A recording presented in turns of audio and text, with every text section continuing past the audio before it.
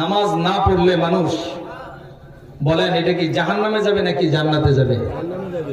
আমরা জাহান্নাম থেকে বাঁচার জন্য আমরা মুরব্বী শ্রেণীর যারা আছি, আমরা মসজিদে আজান দিলে নামাজ পড়তে আসি।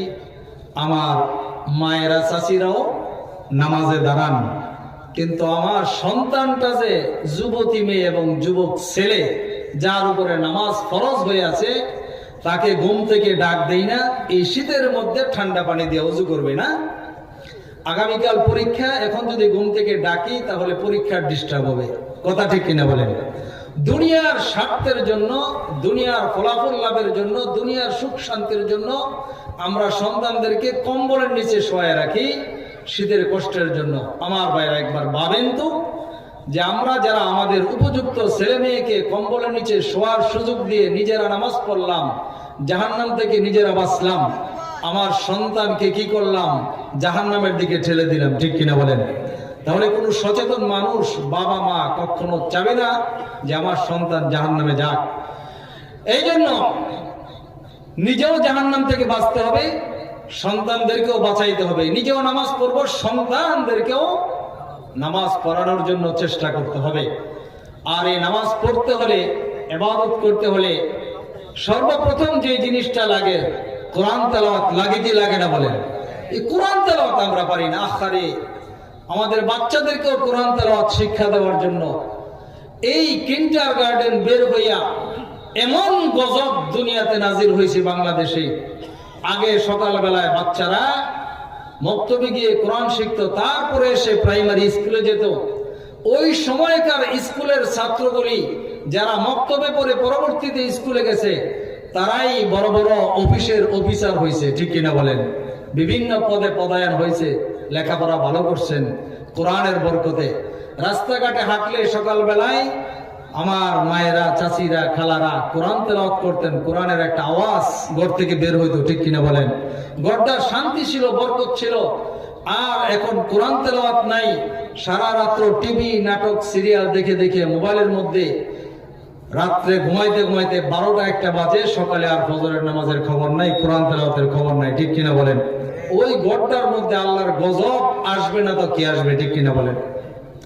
এই জন্য আমার মা বোনেরা, আমার ভাইয়েরা, বাবারা যারা উপস্থিত, নিজেরা নামাজ পড়বো, সন্তানদেরকেও নামাজ পড়ানোর চেষ্টা করব। নিজেরা জাহান্নাম থেকে বাঁচবো, সন্তানদেরকে জাহান্নামের আযাব থেকে বাঁচানোর চেষ্টা করব।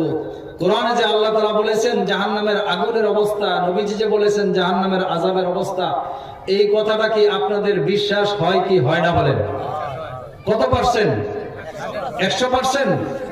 নবীজি এমন একজন মানুষ, এমন একজন নেতা, যিনি জীবনে কোনোদিন মিথ্যা কথা বলেন নাই, মিথ্যার কোনো আশ্রয় নেন নাই, যাহার কারণে সমকালীন বিশ্বের কাফেরগুলিও নবীজির চূড়ান্ত দুশ্মন, ইসলামের দুশ্মনরাও নবীজিকে আল আমিন বলে স্বীকৃতি দিয়েছে। বলেন সুবহানাল্লাহ। নবীজি কেমন মানুষ, নবীজি কেমন বিশ্বস্ত, নবীজি কেমন নেতা? এমন একজন নেতা, যেই নেতা নিজে না খেয়ে কর্মীদেরকে খাওয়াইতেন। নবীজি এমন একজন নেতা, যেই নেতা সব সময় উম্মতের চিন্তা করতেন, কর্মীদের চিন্তা করতেন। ঠিক কিনা বলেন? আর আমাদের দুনিয়ার নেতারা হচ্ছে অবস্থায় বিপদে পড়লে আর কর্মীদের চিন্তা ভাবনা নাই, নিজে বাঁচার চেষ্টা। ঠিক কিনা বলেন? নিজে আগে খাওয়া, তারপরে কর্মীদের খাওয়ার চিন্তা, নিজে আগে বাঁচা, তারপরে কর্মীদের বাঁচার চিন্তা। কেমন নেতা ছিলেন? একটি ঘটনা বলি। হযরত আবু হুরায়রা রাদিয়াল্লাহু তাআলা আনহু বলেন, একদিন আমি ক্ষুধার তাড়নায় 3-4 দিন যাবত আমার খাবার দাবার নেই। আসহাবে সুফফা, কিছু সংখ্যক সাহাবী নবীজির দরবারে সব সময় থাকতেন। নবীজি বলেন তারা সব সময় উপস্থিত থাকতো দ্বীন শিক্ষা করার জন্য, কোরআন শিক্ষা করার জন্য, নবীজির থেকে কোনো কথাবার্তা বের হয় সেগুলি জানার জন্য। সে আবু হুরায়রা রাদিয়াল্লাহু তাআলা বলেন যে আমি ক্ষুধার তাড়নায় অবস্থা এরকম হয়ে গেছে, নবীজির দরবারের সামনে আমি বসেছিলাম। আমার চিন্তা ভাবনা হলো যে আবু বকর রাদিয়াল্লাহু তাআলা এদিক দিয়ে যাবেন, ওমর যাবেন, অন্যান্য সাহাবীরা যাবেন। তারা আমার অবস্থাটা দেখে যদি আমাকে বলে কিছু খাবার দাবার করার জন্য, তাহলে আমি তাদের সাথে যাব। আবু হুরায়রা বলেন, আবু বকর রাদিয়াল্লাহু তাআলা বের হলেন, আমি তিনাকে ইচ্ছা করে সালাম দিলাম আগায়া। আবু বকর সালামের জবাব নিলেন, কিছু বললেন না। কিছুক্ষণ পর ওমর বের হলেন, ওমর কে সালাম দিলাম, তিনিও শুধু সালামের জবাব দিলেন, কিছুই বললেন না।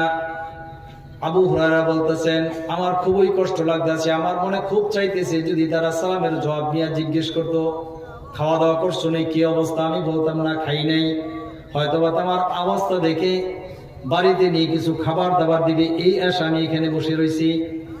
তারপরে আবু হুরায়রা বলেন, কিছুক্ষণ পর নবীজি আসছেন। নবীজি আসার পরে আমি সালাম দিলাম। নবীজি বললেন, আবু হুরায়রার কি অবস্থা, খাওয়া দাওয়া করছো নি?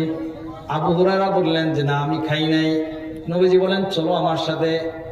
বাসায় গিয়ে দেখেন নবীজির ঘরেও খাবার নাই, শুধুমাত্র এক পেয়ালা দুধ কোথা থেকে হাদিয়ে আসছে, এই দুধ ব্যতীত আর কোনো খাবার ঘরে নাই।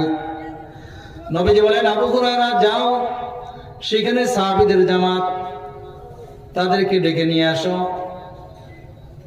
এক বর্ণনায় আছে প্রায় 70 জন সাহাবী সেখানে ছিল, তারাও ক্ষুধার্ত, মেহমান হিসেবে তাদেরকে নিয়ে আসো।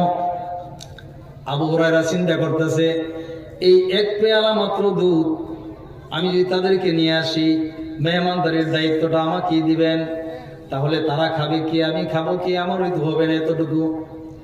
আবু হুরায়রা বলেন, কথা না শুনে তো কোনো উপায় নাই। গেলেন, আসহাবে সুফফাদেরকে ডেকে আনলেন।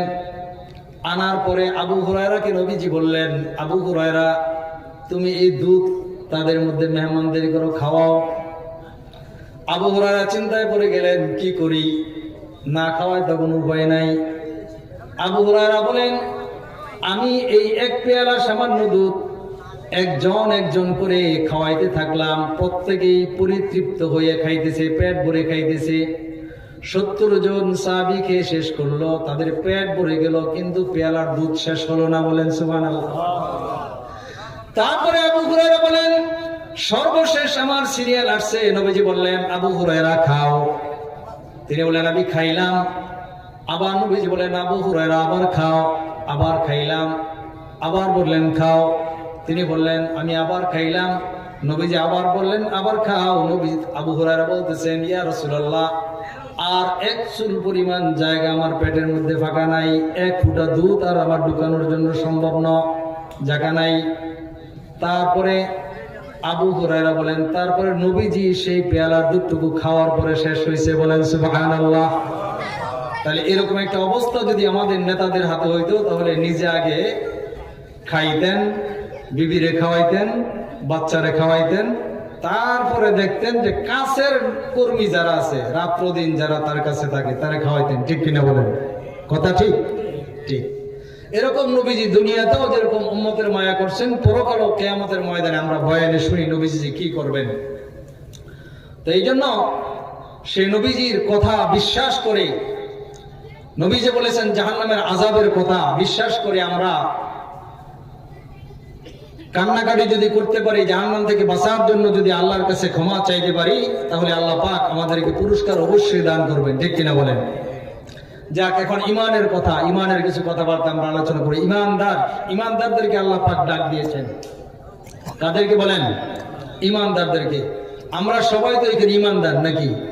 সবাই তো আমরা মুসলমান। অমুসলিম কেউ আছি? বেঈমান কেউ আছি? জোরে বলেন। বেঈমান কেউ নাই, অমুসলিম আমরা কেউ নাই। কিন্তু আসলে আমরা প্রকৃত ইমানদার কিনা, আমরা আসলে মুসলমান কিনা, এই মুসলমান কি দাবির মাধ্যমে আদায় করা যায়?